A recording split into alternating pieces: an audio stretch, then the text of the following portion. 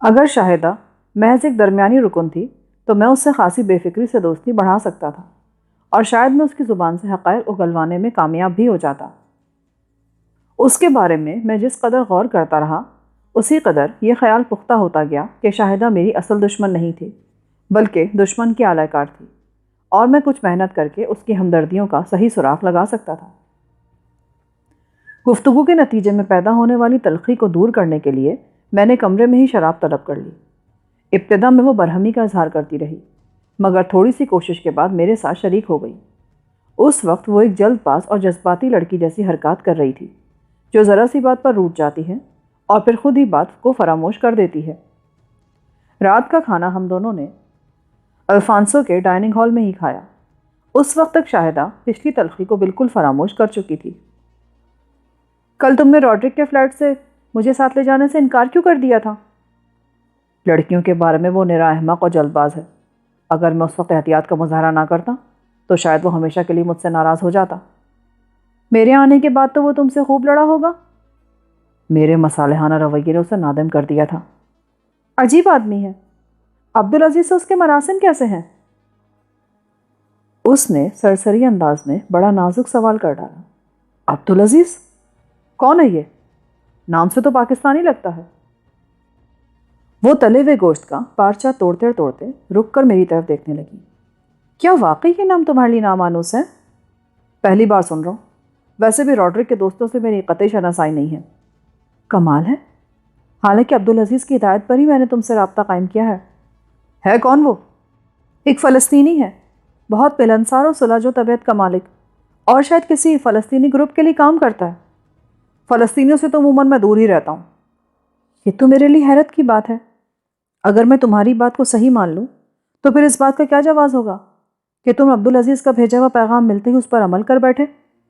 بات عبدالعزیز کی نہیں تھی، مجھے اس پیغام کا انتظار تھا جو عقاب کے حوالے سے مجھ تک پہنچایا جاتا۔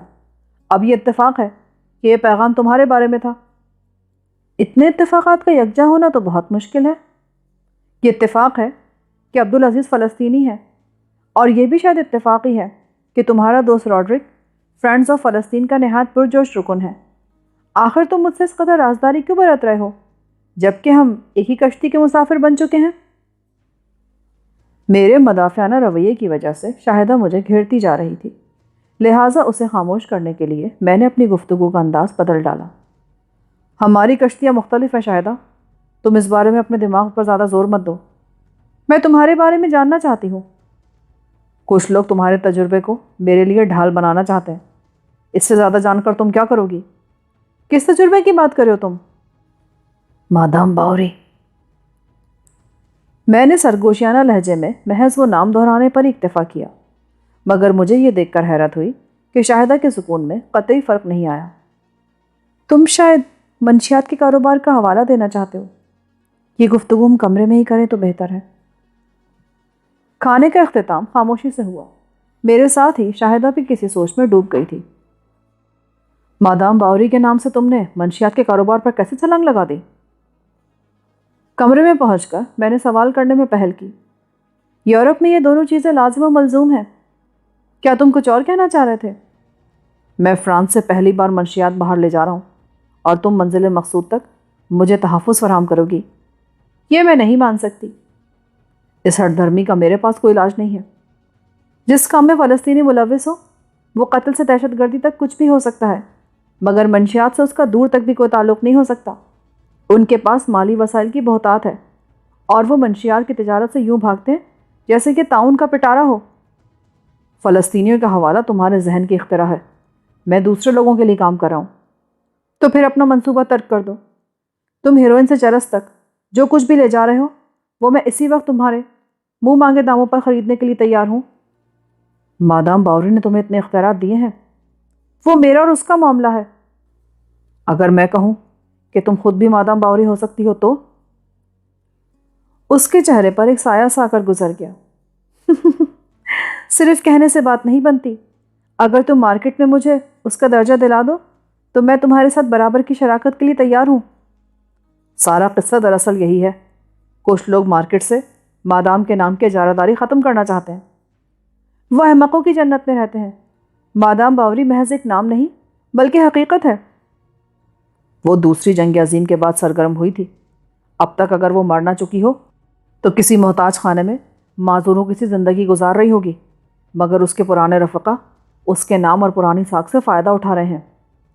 تم نے اپنے بارے میں کچھ بتانے کے بجائے مجھے ایک نئی بحث میں الجھا دیا ہے۔ ہم ایک دوسرے کے بارے میں تجسس کے بجائے اپنے کام سے کام رکھیں تو زیادہ مناسب ہوگا۔ چلو کچھ اور بتاؤ یا نہ بتاؤ، مگر یہ تو مان لو کہ تم میری آڑ میں منشیات نہیں لے جا رہے۔ تم خود بہت زیادہ نشاور ہو۔ اگر نارکوٹک کنٹرول والے غور سے تمہاری آنکھوں میں دیکھ لینا تو تمہارے ساتھ ہمراہی کے جرم میں مجھے بھی اندر کر دیں گے۔ اور یوں گفتگو کا رخ بدل گیا۔ میں نے محسوس کیا کہ شاہدہ مادام باوری کے بارے میں زیادہ بات نہیں کرنا چاہتی تھی۔ اس کی ایک وجہ یہ ہو سکتی تھی کہ اسے مادام کے بارے میں کچھ معلوم نہیں تھا، یا پھر وہ بہت کچھ جانتی تھی۔ وہ رات میں نے شاہدہ کے ہمراہ الفانسو کے اسی کمرے میں بسر کی۔ میں نے اس سے نجی زندگی کے بارے میں کئی مرتبہ بات چھڑنے کی کوشش کی، مگر شاہدہ اپنے باپ یا اپنے ماضی کے بارے میں بات کرنے کو قطعی تیار نہیں تھی۔ ہم دونوں گہری نیند سوئے ہوئے تھے کہ دروازے پر دستک سن کر میں ہڑبڑا کر بیدار ہو گیا۔ مجھ سے پہلے شاہدہ کی آنکھ کھل چکی تھی اور وہ دروازے پر جانے سے قبل شب خوابی کے لباس پر گاؤن پہن رہی تھی۔ یہ کون آیا ہے؟ پتہ نہیں، ابھی دیکھتی ہوں۔ اس وقت صبح کے 4 بجے ہیں، آنے والا بلا وجہ نہیں آیا ہوگا۔ وہ سرگوشیانہ لہجے میں بولی۔ اگر وہ خود ہی دلیری کے مظاہرے پر تلی ہوئی تھی تو مجھے پیش قدمی کی کیا ضرورت تھی؟ میں چوکننا ہو کر بستر پر دراز رہا اور وہ گاؤن کی ڈوری کستی ہوئی دروازے کی طرف بڑھ گئی۔ آنے والا کوئی مرد تھا، کیونکہ دروازہ کھلنے کے بعد مجھے مردانہ آواز سنائی دی تھی۔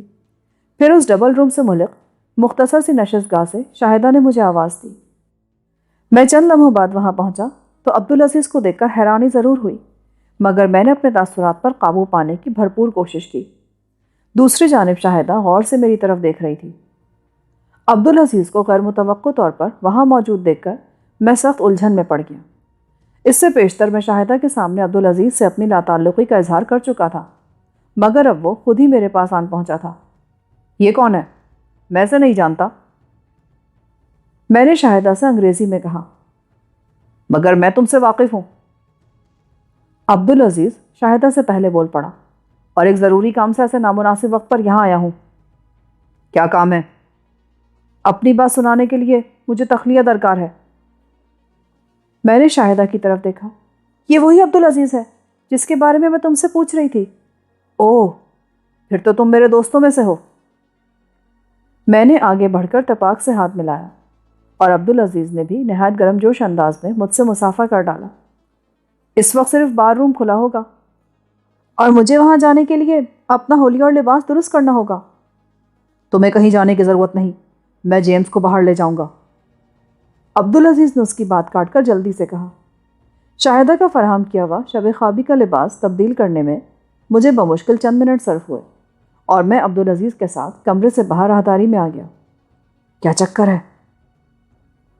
راہداری کا خاصا حصہ خاموشی سے طے کرنے کے بعد میں نے تجسس آمیز لہجے میں عبدالعزیز سے پوچھا، اب تم یہاں واپس نہیں آؤ گے؟ پھر میری روانگی کا کیا ہوگا؟ ابھی باہر نکل کر پوری بات بتاؤں گا۔ باہر کوہر آلود ماحول میں سردی اپنے عروج پر تھی۔ مجھے اپنے جسم پر اوور کوٹ کی موجودگی کے باوجود یخبستہ ہوائیں اپنی ہڈیوں میں اترتی محسوس ہو رہی تھیں۔ عبدالعزیز نے کار کا انجن اسٹارٹ کیا تو ڈیش بورڈ سے گرم ہوا کی آمد کا احساس ہوا۔ شاید اس کی کار کا ہیٹر پہلے سے آن تھا۔ اب تم کل اکیلے یہاں سے جاؤ گے؟ یہ تبدیلی کیسے ہو گئی؟ مجھے اپنے بڑوں سے بات کرنے کا موقع مل گیا اور میں نے تمہارے معاملے میں کی جانے والی ساری کارروائی بلا کم و کاست انہیں سنا دی اور تمہارے شبہات سے بھی باخبر کر دیا، اور انہوں نے تمہارے شبہات پر ساتھ کرتے ہوئے مجھے فوری طور پر حکم دیا کہ تمہیں شاہدہ سے بچایا جائے، مگر میرے کاغذات وغیرہ تو اسی کے پاس ہے۔ ہوا کرے، وہ جعلی اور نامکمل تھے۔ آج دوپہر تک تمہیں نئے کاغذات مل جائیں گے، مگر میں کدھر کا رخ کروں گا یہ تو مجھے نہیں معلوم۔ تمہارے کاغذات لانے والا بقیہ ہدایات بھی پہنچائے گا۔ تو کیا وہ تمہارا آدمی نہیں ہوگا؟ اس بارے میں مجھے کچھ نہیں معلوم۔ تم مجھ سے کوئی بات چھپا رہے ہو؟ میں نے اس کے لہجے میں چھپی ہوئی اداسی کو محسوس کرتے ہوئے پوچھا۔ تمہارے معاملے میں غفلت برتنے پر مجھے 2 ماہ کے لیے جبری رخصت دے دی گئی ہے۔ تم تک پیغام پہنچانا میری آخری سرکاری ذمہ داری تھی، اور اب میں 2 مہینے کے لیے بالکل بیکار ہوں۔ اوہ، یہ تو بہت برا ہوا۔ جو ہوا وہ ٹھیک ہی ہوا۔ اب کم از کم میرا ضمیر مطمئن ہے کہ میری وجہ سے تمہیں کوئی پریشانی لاحق نہیں ہوگی۔ میں 9 برس کی عمر سے تنظیم سے وابستہ ہوں، اور 22 سال کی مدت میں پہلا موقع آیا ہے کہ میرے بارے میں کوئی تعدیبی کارروائی کی گئی ہے، مگر اس کی ساری ذمہ داری میری اپنی ہے۔ میں تو اس سے بھی بدتر سزا کے لیے ذہنی طور پر تیار تھا۔ تم جو چاہے کہہ لو، مگر میری دانست میں یہ بہت برا ہوا۔ فی الحال تم ایک نجی گیسٹ ہاؤس میں رہنا ہے۔ تمہارے جملہ اخراجات پیشگی ادا کیے جا چکے ہیں، اور اگر میں تمہارے ساتھ رہنا چاہوں تو میں معذرت کر لوں گا۔ 2 ماہ کے لیے میں بالکل نکمہ بنا دیا گیا ہوں۔ میری تو سمجھ میں نہیں آتا کہ میں یہ عرصہ کس طرح گزار سکوں گا۔ میرے ساتھ چلو۔ تم ایک باقاعدہ مشن پر ہو۔ تمہارے ساتھ کا مطلب یہ ہوگا کہ میں کام میں رخنہ اندازی کر رہا ہوں۔ تم ہمارے سخت قواعد سے واقف نہیں ہو، ورنہ ایسی دعوت نہیں دیتے۔ عبدالعزیز نے مجھے صبح 6 بجے کے قریب ایک مکان پر پہنچا دیا، جو ایک ادھیڑ عمر اور لاولد فرینچ جوڑے کی ملکیت تھا، اور مجھے ان سے متعارف کرا کے خود واپس چلا گیا۔ وہ میاں بیوی اس بات سے تو خوش تھے کہ انہیں میری صورت میں ایک ایسا گاہک میسر آیا جس کے جملہ اخراجات انہیں پیشگی ہی مل چکے تھے، مگر صبح 6 بجے انہیں میری آمد قدرے ناگوار گزری تھی۔ خاتون خانہ نے مجھ سے ناشتے کے بارے میں دریافت کیا، مگر میں نے خواہش ہونے کے باوجود انکار کر دیا، اور وہ اظہار ممنونیت کرتی ہوئی واپس چلی گئی۔ میں اپنے کمرے کی روشنی گل کر کے انہی کپڑوں میں بستر پر دراز ہو گیا، مگر نیند کا دور دور تک پتہ نہیں تھا۔ میں ذہنی طور پر مسلسل شاہدہ کی ذات میں الجھا ہوا تھا، جو میرے لیے ایک پہیلی بن گئی تھی۔ مجھے یقین تھا کہ اگر وہ واقعی مادام باوری کی جانب سے صفدر علی کی تلاش پر مامور کی گئی تھی، یا خود ہی مادام باوری تھی، تو ایک مرتبہ مجھے دیکھ لینے کے بعد میری طرف سے مشتبہ ہو چکی تھی، اور میری طرف سے کسی اطلاع کے بغیر روپوشی اسے بے چین کر دیتی۔ پھر وہ اپنے طور پر میری تلاش کی مہم جاری رکھ سکتی تھی۔ مجھ سے ملاقات کے بعد اسے یہ منطقی فائدہ بھی حاصل ہوتا کہ محض نام کے بجائے وہ ایک جانے پہچانے شخص کی تلاش میں زیادہ آسانی محسوس کرتی۔ 9 بجے خادمہ نے آ کر مجھے ناشتے کی اطلاع دی، اور میں 10 منٹ میں تازہ دم ہو کر میز پر پہنچ گیا۔ دونوں میاں بیوی نے روایتی انداز میں مجھے خوش آمدید کہا۔ وہ دونوں ہی اپنے مہمانوں سے غیر ضروری میل جول کے قائل نہیں تھے، لہٰذا میز پر تمام تر گفتگو پیرس کے موسم اور ہوٹلوں کی مہنگائی تک محدود رہی۔ 11 بجے میرا ایک ملاقاتی آن پہنچا، جو میرے لیے قطعی اجنبی تھا اور اپنے خد و خال سے مقامی باشندہ نظر آتا تھا۔ تمہیں میرے ساتھ چلنا ہے۔ اس نے تخلیہ میسر آتے ہی انگریزی میں اپنا مدعا ظاہر کیا۔ کہاں؟ فی الحال خفیہ ٹھکانے پر۔ تمہارا نام؟ جو چاہے سمجھ لو، مگر روانگی میں تاخیر نہ کرو۔ چلو، میں تیار ہوں۔ باہر اس کی 2 سیٹر کار موجود تھی۔ ہم دونوں اس میں روانہ ہو گئے۔ اس سفر کا اختتام پیرس کے ایک تنگ و تاریک علاقے میں ہوا، جہاں کئی منزلہ عمارات میں چھوٹے چھوٹے رہائشی فلیٹ بنے تھے۔ ایک بوسیدہ سی عمارت کی نچلی منزل پر اس شخص نے ایک کوٹری کا دروازہ کھولا اور مجھے لے کر اندر گھس گیا۔ اندر داخل ہو کر اس نے دروازہ بند کیا تو کوٹری میں گھور اندھیرا پھیل گیا۔ وہاں کے سیلن زدہ ماحول میں سردی کا احساس بھی بہت بڑھ گیا تھا۔ دیوار گر سوئچ آن کرنے پر اس کوٹری میں روشنی ہو گئی، اور مجھے اندرونی سمت پر بھی ایک کھلا ہوا دروازہ نظر آیا۔ پہلے کمرے میں 2 بوسیدہ کرسیوں، ایک میز اور دھول سے اٹے ہوئے قالین کے سوا کوئی ایسی چیز نہیں تھی جس کا بظاہر کوئی مصرف ہو، اور جب وہ مجھے اندرونی کمرے میں لے کر گیا تو مجھے خاصی حیرت ہوئی۔ اپنی حیت کے ساتھ وہ کمرہ بھی قابل تعریف حالت میں نہیں تھا، مگر بیرونی کوٹری کے مقابلے میں وہاں صاف ستھرا بستر، ایک صوفہ سیٹ، ڈریسنگ ٹیبل اور ایک خوبصورت سی آہنی الماری بھی موجود تھی، اور اس کمرے سے ملحق باتھ روم بھی واقع تھا۔ شاید یہ جگہ تمہارے معیار پر پوری نہیں اتری۔ تحفظ کے مقابلے میں معیار کوئی حیثیت نہیں رکھتا دوست۔ وہ الماری سے وسکی کی بوتل نکالتے ہوئے زور سے ہنسا۔ بڑی اچھی بات کہی تم نے۔ تمہیں اندازہ تو ہو گیا ہوگا کہ میں نے یہاں تک پہنچنے کے لیے پورے شہر کا طواف کیوں کیا ہے۔ پیرس میرے لیے نیا شہر ہے۔ تمہاری قیام گاہ کی نگرانی کی جا رہی تھی۔ اس کا انکشاف سن کر میں ششدر رہ گیا۔ میں تمہیں لے کر روانہ ہوا تو سبز رنگ کی کار میرے پیچھے لگی ہوئی تھی، جس سے میں نے بمشکل پیچھا چھڑایا، ورنہ میں تمہیں کافی پہلے لے کر یہاں آ جاتا۔ کار ڈرائیو کون کر رہا تھا؟ دھند کی وجہ سے میں صاف طور پر دیکھ نہیں سکا، مگر غالباً کوئی لڑکی تھی۔ اس نے وسکی گلاس میں ڈالی اور یک بستہ پانی کا تھرموس میری طرف بڑھا دیا۔ فی الحال اسی سے کام چلا لو، سوڈا لینے کے لیے باہر جانا پڑے گا۔ تمہیں راستے میں مجھے تعاقب کے بارے میں بتانا چاہیے تھا، میں نے تعصف آمیز لہجے میں کہا۔ لڑکی کا تذکرہ سنتے ہی مجھے شاہدہ کا خیال آیا تھا۔ اس کا کردار شروع سے ہی میری نظروں میں مشکوک تھا، اور اس کے ساتھ خاصا وقت گزارنے کے باوجود میں نہ اپنے شبہات کی تصدیق کر سکا تھا اور نہ ہی شاہدہ کا دامن صاف نظر آیا تھا۔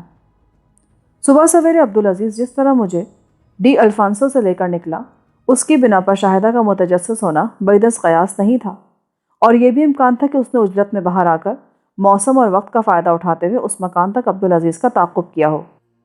اگر تعاقب کرنے والی شاہدہ ہی تھی تو اس کی ذات شبہات کے دھندلکے میں لپٹی ہوئی تھی۔ اپنے بیان کے مطابق وہ عبدالعزیز کی ہدایت پر مجھ تک پہنچی تھی۔ اگر میری ذات میں وہ کسی اور وجہ سے دلچسپی نہیں لے رہی تھی تو اسے عبدالعزیز کا اور پھر میرا تعاقب کرنے کی ضرورت نہیں تھی، لیکن ناکام تعاقب کے ذریعے اس نے اپنی نیت کا اظہار کر ہی دیا تھا۔ راستے میں تمہیں بتا کر کیا کرتا؟ اب تو ہر رکاوٹ کا مقابلہ کرنا میری ذمہ داری ہے۔ ہاں، اگر اسے دھوکہ دینے میں کامیابی نہ ہوتی تو پھر شاید تم سے مشورہ کر لیتا۔ تو پھر اب کیوں بتا رہے ہو؟ مجھے اس آدمی کی گفتگو میں چھپا ہوا برتری کا احساس خاصا ناگوار محسوس ہوا تھا۔ ہرگز نہیں بتاتا، بس اس لیے زبان چل پڑی کہ کہیں بے خبری میں تم کسی چوزے کی طرح مار نہ دیے جاؤ۔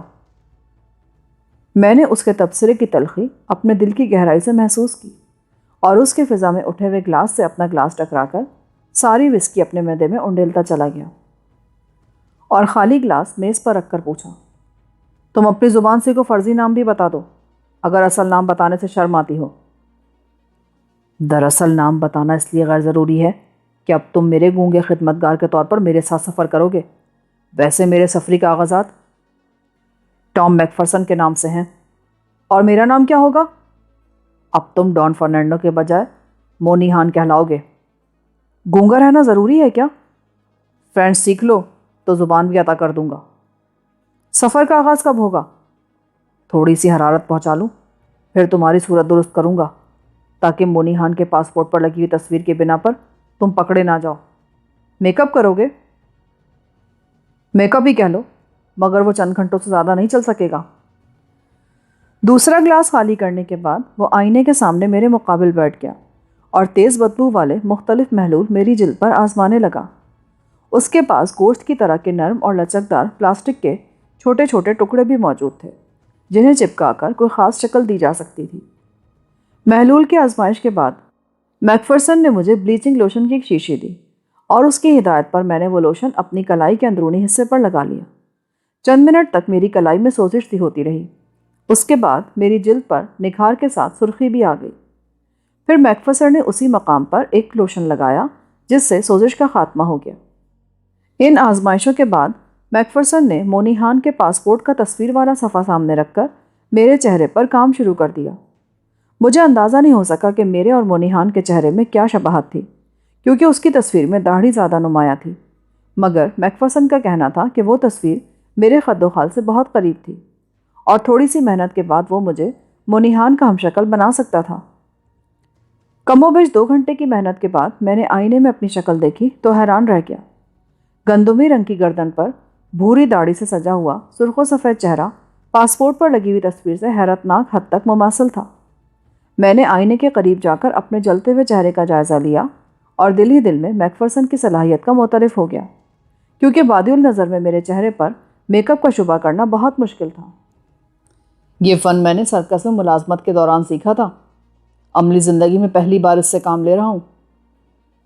میری تعریف پر میک فرسن نے فخر سے کہا، مگر تم نے کہا کہ یہ میک اپ چند گھنٹوں سے زیادہ نہیں چل سکے گا۔ میک اپ کے لیے تمہارے چہرے کو بلیچ کر کے میں نے پلاسٹک لوشن کی تہ جمائی ہے جو مساموں سے خارج ہونے والے پسینے اور نمی کے باعث ایک خاص مرحلے پر اپنی جگہ چھوڑ دے گا اور داڑھی سمیت یہ سارا خول گر جائے گا۔ اوہ، یہ تو بہت خطرناک بات ہے۔ اول تو ایسے موسم میں مسامات بہت سست رفتاری سے کام کرتے ہیں، اس کے علاوہ میں نے تمہاری جلد پر پسینہ روکنے والا محلول بھی لگایا ہے۔ مجھے امید ہے کہ 8-10 گھنٹے تک یہ میک اپ بآسانی قائم رہ سکے گا، مگر چہرے اور گردن کی رنگت کا فرق، یہ دوسرا مرحلہ ہے۔ وہ مسکرا کر بولا، اور پھر اس نے میرے جسم کے کھلے ہوئے حصوں پر بلیچنگ لوشن کا اسپرے شروع کر دیا۔ تھوڑی دیر بعد کلائیوں تک دونوں ہاتھ، گردن اور کان وغیرہ چہرے کی طرح اپنا رنگ تبدیل کر چکے تھے۔ ہمارا سفر کب شروع ہوگا؟ 2 بجے ٹرین روانہ ہوگی۔ ٹرین؟ ہاں، مجھے یہی ہدایت ملی ہے۔ یہاں سے برسلز تک کا سفر بمشکل 3 گھنٹے کا ہوگا۔ وہاں تک تمہارا میک اپ بآسانی قائم رہ سکے گا۔ تو پھر فوراً نکلو، وقت بہت کم رہ گیا ہے۔ میک فرسن نے مسیری کے نیچے سے اپنا چرمی سوٹ کیس کھینچا اور پھر ہم دونوں اس تنگ و تاریک فلیٹ سے باہر آ گئے۔ میک اپ اور خصوصاً داڑھی کی وجہ سے مجھے سخت الجھن ہو رہی تھی، مگر مستقل بے خوفی کے عوض چند گھنٹوں کی وہ الجھن گوارا تھی۔ راستے میں اس نے گاڑی روک کر میرے لیے چند ضروری اشیاء کے علاوہ تاریک شیشوں کی اینک خریدی اور پھر ہم اسٹیشن کی طرف چل دیے۔ ریلوے اسٹیشن پر صفائی اور نظم و ضبط دیکھ کر مجھے حیرت کے ساتھ خوشی بھی ہوئی۔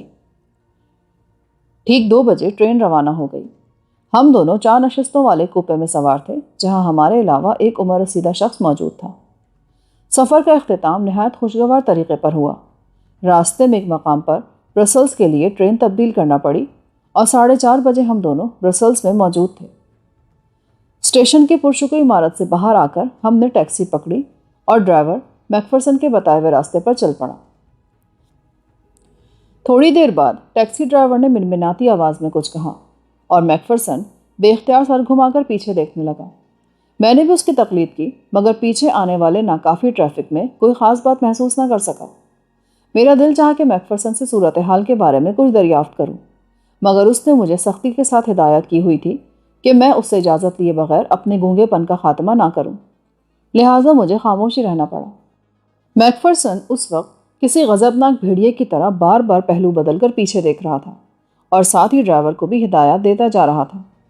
پھر اچانک ٹیکسی کی رفتار بڑھ گئی اور وہ تھوڑے تھوڑے وقفوں سے مختلف گلیوں میں گھومنے لگی۔ میرے لیے یہ اندازہ لگانا دشوار نہیں تھا کہ ٹیکسی کا تعاقب کیا جا رہا تھا، اور تھوڑی دیر بعد میں اس سیاہ کار کو پہچاننے میں کامیاب بھی ہو گیا جو مسلسل ٹیکسی کا پیچھا کر رہی تھی۔ تھوڑی دیر بعد ہماری ٹیکسی شہر کے بارونق علاقے سے نکل کر ایک ویران مضافاتی چارہ پر دوڑنے لگی۔ سیاہ کار مسلسل پیچھے تھی۔ ایک جگہ میک فرسن نے ڈرائیور سے کچھ کہا، پھر جیب سے خاصی رقم نکال کر ڈرائیور کے حوالے کر دی۔ ڈرائیور نے رقم لے کر اپنی جیب میں ڈالی اور چند لمحوں بعد پوری قوت سے بریک لگا کر کار روک دی۔ میک فرسن میرا ہاتھ تھام کر تیزی سے داہنی جانب پھیلی ہوئی جھاڑیوں میں کود گیا۔ ہمارے باہر کودتے ہی ڈرائیور نے ٹیکسی آگے بڑھا دی۔ ہمارے قدم زمین سے ٹکے ہی تھے کہ وہ ویرانہ یکے بعد دیگرے 2 فائروں کے شور سے گونج اٹھا۔ وہ فائر چونکہ چلتی ہوئی سیاہ کار سے کیے گئے تھے، لہٰذا گولیاں ہم سے بہت زیادہ فاصلے سے گزر گئیں، مگر ہمیں یہ احساس ہو گیا کہ ہمارے نامعلوم دشمن مسلح تھے۔ مجھے اس بات پر حیرت تھی کہ بیلجیم کی سرزمین پر قدم رکھتے ہی ہمارے دشمن وہاں کہاں سے پیدا ہو گئے، جبکہ فرانس سے ہماری روانگی نہایت رازداری کے ساتھ عمل میں آئی تھی۔ تمہارے پاس کوئی فاضل ہتھیار ہے؟ میں نے جھاڑیاں عبور کرتے ہوئے پوچھا۔ جواب میں اس بدتمیز شخص نے نہایت واہیات الفاظ استعمال کیے اور مجھے خون کے گھونٹ پی کر خاموش رہنا پڑا، کیونکہ اس اجنبی سرزمین پر وہ میرا واحد ہمدرد اور شناسہ تھا۔ ہمیں اپنے عقب میں کار کے رکنے کی آواز سنائی دی۔ پھر جھاڑیوں میں قدموں کی دھمک بھی گونجنے لگی۔ وہ جو بھی تھا نہتھا تھا۔ پھر اس نے اجنبی زبان میں شاید ہمیں للکارا۔ میک فرسن ایک لہجے کے لیے رکا، پھر اس نے اپنے اوور کوٹ کی اندرونی جیب سے ایک بھرا ہوا خودکار ریوالور نکال لیا۔ تعاقب میں آنے والے نے شاید قدموں کی آہٹ پر نشانہ لے کر تیسرا فائر کیا، مگر گولی ہم دونوں سے گزوں دور نکل گئی۔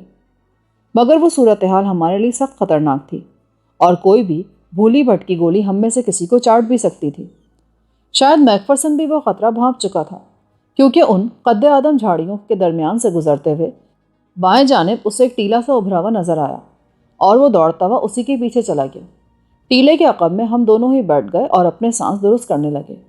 میک فرسن ریوالور کی نال اٹھائے دشمن کی راہ پر نظریں جمائے بیٹھا تھا، جس کے قدموں کی آوازیں اور جھاڑیوں کی سرسراہٹ بدستور سنائی دے رہی تھی۔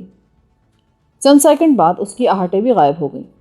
شاید اس نے ہماری عیاری بھانپ لی تھی اور وہ آنکھیں بند کر کے آگے نہیں بڑھنا چاہتا تھا۔ میں یہی رک کر اس کا انتظار کرتا ہوں، تم اسے دھوکہ دینے کے لیے آگے بڑھتے رہو۔ میک فرسن نے میرے کان میں سرگوشی کی۔ میں نے بغور اس کی طرف دیکھا اور اٹھ کر دبے قدموں آگے چل دیے۔ چند گز آگے بڑھنے کے بعد میں نے جھاڑیوں میں اپنے دوڑنے کی آوازیں پیدا کرنی شروع کر دیں تاکہ نادیدہ دشمن غفلت میں پیش قدمی شروع کر سکے۔ فوراً ہی عقبی سمت سے آوازیں ابھرنے لگیں۔ اس بار تعاقب کرنے والے نے انگریزی میں رکنے کا حکم دیا، مگر میں سست رفتاری سے ہی بڑھتا رہا۔ یہ صورتحال بمشکل 1-1.5 منٹ قائم رہی، پھر وہ جنگل ایک فائر اور انسانی چیخ سے گونج اٹھا۔ فائر کی وہ آواز پہلے 3 فائروں سے زیادہ بھاری اور مختلف تھی، جس کا مطلب تھا کہ میک فرسن کی حکمت عملی کامیاب رہی تھی۔ مونیہان! وہ گنجان جنگل میک فرسن کی قدرے تیز آواز سے گونجا، اور اس کے قدموں کی تیز دھمک بھی چند لمحوں کے لیے سنائی دی۔ شاید وہ دوڑ کر زخمی دشمن کے قریب پہنچا تھا۔ میں چند منٹ میں میک فرسن کے پاس پہنچ گیا۔ جھاڑیوں میں زمین پر ایک دبلا پتلا دراز قامت شخص اپنی ران دبائے بری طرح کرہا رہا تھا۔ اس کی ہتھیلیاں، پتلون اور زمین کا خاصا بڑا حصہ اس کے خون سے رنگین ہو رہا تھا۔ یہ رونالڈ ہے، میرا پرانا شناسا۔ میک فرسن نے ہاتھ میں تھامے پستول کی نال سے کرہاتے ہوئے شخص کی طرف اشارہ کر کے انگریزی میں کہا۔ میں نے میک فرسن سے نگاہیں چار کر کے اپنے حلق سے بے معنی آوازیں نکالنی شروع کر دیں۔ یہ کیا بہودگی ہے؟ سیدھی طرح بات کرو۔ مگر میں تو گونگا ہوں نا۔ تم نے کبھی مادام باوری کا نام سنا ہے؟ میک فرسن نے غور سے میری طرف دیکھتے ہوئے پوچھا۔ اس وقت جھاڑیوں کے درمیان روشنی کی آخری کرنیں بھی مان پڑتی جا رہی تھیں، اور مجھے میک فرسن کے چہرے پر عجیب سی درشتگی نظر آ رہی تھی، جسے ابتدا میں نے ناکافی روشنی کا نتیجہ سمجھا تھا۔ مگر اس کے منہ سے مادام کا نام سن کر میں چونک پڑا۔ نہیں، کون عورت ہے یہ؟ سن لیا؟ میک فرسن میرا جواب سن کر رونالڈ سے مخاطب ہوا۔ میں مان ہی نہیں سکتا کہ تم اس جانب سے کوئی ایسا بے سروپا حکم ملا ہوگا۔ تم خود سوچو، بھلا مجھے کیسے الہام ہو سکتا ہے کہ تم اس ٹرین سے برسلز آ رہے ہو؟ رونالڈ کرہاتے ہوئے بولا۔ تو یہ خبر بھی تمہیں پیرس سے ملی تھی؟ تم یقین کرو، میں ہر قسم کھانے کو تیار ہوں۔ مجھے 2 گھنٹے پہلے خبر ملی کہ تم اس ٹرین سے برسلز پہنچ رہے ہو۔ مجھے تم سے کوئی پرخاش نہیں تھی، البتہ تمہارے ساتھی کا اغوا بہت ضروری تھا۔ اور یہ حکم تمہیں مادام سے ملا تھا؟ بھلا میری یہ مجال ہو سکتی ہے کہ ذاتی مفاد کے لیے مادام کا نام استعمال کروں؟ رونالڈ جلدی سے بولا۔ میری چھٹی حس مجھے کسی خوفناک صورتحال سے آگاہ کر رہی تھی۔ ان دونوں کی گفتگو جس ڈھب سے چل رہی تھی، اس سے میرے لیے نتیجہ خاص کرنا ذرا مشکل نہیں تھا کہ میک فرسن بھی کسی نہ کسی طرح مادام باوری کے ٹولے سے متعلق تھا، اور پیرس میں اس کی کڑی نگرانی کی گئی تھی۔ یہ اور بات تھی کہ وہ میری اور مادام کی پرخاش سے لا علم تھا، اور محض اسی وجہ سے کچھ گمنام لوگوں کے ایما پر مجھے فرانس کی سرحدوں سے باہر نکالنے پر آمادہ ہو گیا تھا۔ مگر بیلجیم کی سرزمین پر قدم رکھتے ہی مادام کا ایک اور کتا اس کے پیچھے ہو لیا تھا۔ میک فرسن کے رویے سے ظاہر ہو رہا تھا کہ اگر رونالڈ کی بات پر اسے یقین آ گیا تو وہ خود ہی مجھے مادام کا قیدی بنا دے گا۔ اگر میں تمہاری بات درست مان لوں تو تمہاری گلو خلاصی ناممکنات میں سے ہے، رونالڈ ڈارلنگ۔ میں کسی سے ذکر نہیں کروں گا کہ میں تمہاری گولی سے زخمی ہوا ہوں۔ تمہیں معلوم ہے میں بلا وجہ خطرات مول نہیں لیتا۔ میک فرسن عجیب سے لہجے میں بولا۔ نہیں، تم مجھے نہیں مار سکتے۔ رونالڈ دہشت زدہ انداز میں چیختا ہوا میک فرسن کی طرف جھپٹا، اور اس نے اپنے ریوالور کا ٹریگر دبا دیا۔ گولی چند فٹ کے فاصلے سے رونالڈ کے بائیں پہلو میں پیوست ہو گئی، اور وہ ایک گھٹی گھٹی چیخ کے ساتھ زمین پر گر کر تڑپنے لگا۔ میک فرسن نہایت دلچسپی سے اپنے دوست کو دم توڑتے دیکھ رہا تھا، اور میرا ذہن تیزی کے ساتھ سوچنے میں مصروف تھا۔ میک فرسن کے رویے سے صاف ظاہر ہو چکا تھا کہ وہ مادام کے نمک خواروں میں سے تھا، اور اس سے بے انتہا خائف بھی تھا، لہٰذا میرے لیے کوئی خوش فہمی بالکل بیکار تھی۔ مجھے یقین تھا کہ رونالڈ سے نجات حاصل کرنے کے بعد وہ کسی نہ کسی طرح میرے معاملے میں مادام کی خوشنودی حاصل کرنے کی کوشش کرے گا۔ میں نے ایک مرتبہ پھر اپنے فیصلے پر غور کیا۔ میک فرسن مجھ سے بے خبر سسکتے ہوئے رونالڈ کو دیکھ رہا تھا۔ اپنے ریوالور کی نال اس نے داہنے رخسار سے لگائی ہوئی تھی۔ میں نے پوری طاقت سے میک فرسن پر زکن لگائی، اور وہ میرے بوجھ تلے غراتا ہوا جھاڑیوں میں جا گرا۔ ریوالور اس کی گرفت سے نکل کر میرے قبضے میں آ چکا تھا، مگر میں ایسی پوزیشن میں نہیں تھا کہ اٹھے بغیر فائر کر سکوں۔ میں نے اٹھنے کی کوشش کی، مگر میک فرسن اپنا انجام محسوس کر کے بے حد غضبناک ہو گیا اور جونک کی طرح میرے بدن سے لپٹ گیا۔ میرا داہنا ہاتھ اس کی گرفت میں تھا، جسے وہ مسلسل مروڑنے کی کوشش کر رہا تھا تاکہ ریوالور میرے قبضے سے نکل سکے۔ چند لمحوں تک میرے اور میک فرسن کی وہ جاں گسل کشمکش جاری رہی، مگر مجھے پیش قدمی کا بھرپور فائدہ حاصل تھا، لہٰذا میں اس کے پیٹ میں اپنے گھٹنے اڑا کر اٹھنے میں کامیاب ہو گیا، اور پھر میں نے داہنے پیر سے اس کے پیٹ پر ضرب لگا کر اس کے سینے پر فائر کر دیا۔ میک فرسن نے نہایت پھرتی کے ساتھ اپنے جسم کو حرکت دی اور اس کے سینے پر لگنے والی گولی اس کے بازو میں پیوست ہو گئی۔ بازو میں پگھلا ہوا سیسا اترنے کے باعث میک فرسن پر چند لمحوں کے لیے بدحواسی طاری ہوئی، اور اس مہلت سے فائدہ اٹھا کر میں نے اس کے دل میں گولی اتار دی۔